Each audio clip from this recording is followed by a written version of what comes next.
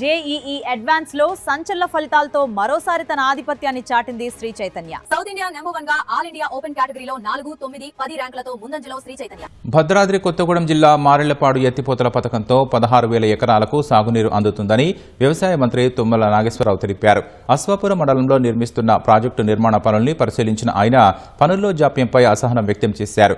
June 1 నాటికి పూర్తి కావాల్సిన పనులు ఇంకా ఎందుకు కాలేదని కాంట్రాక్ట్ ఏజెన్సీని నిలదీయగా సాంకేతిక కారణాలతో ఆలస్యమైందని వారు వివరణ ఇచ్చారు. అనంతరం ప్రాజెక్టుపై సమీక్ష నిర్వహించిన మంత్రి జూలై వరకు ప్రాజెక్టు నిర్మాణం పూర్తి చేయాలని ఆదేశించారు. ఉమ్మడి ఖమ్మం జిల్లాను గోదావరి జలాలతో సస్యశ్యామలం చేసే బాధ్యత ప్రజాప్రభుత్వానిదని హామీ ఇచ్చారు. సీతారామ ప్రాజెక్టు భూసేకరణ కోసం ప్రజలను ఒప్పించే బాధ్యత తీసుకోవాలని ప్రజాప్రతినిధులను కోరారు. 10,000 కోట్ల రూపాయలతో ఖర్చు పెట్టాం.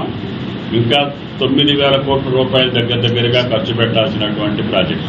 దీనికి డిస్ట్రిబ్యూటరీలు అన్నీ కూడా పెండింగ్లో ఉంటే గౌరవ ముఖ్యమంత్రి గారు మళ్లీ దాన్ని రివైజ్ చేసి సుమారు 4,000 కోట్ల చిల్లరి డిస్ట్రిబ్యూటరీస్కి శాంక్షన్ చేయడం జరిగింది.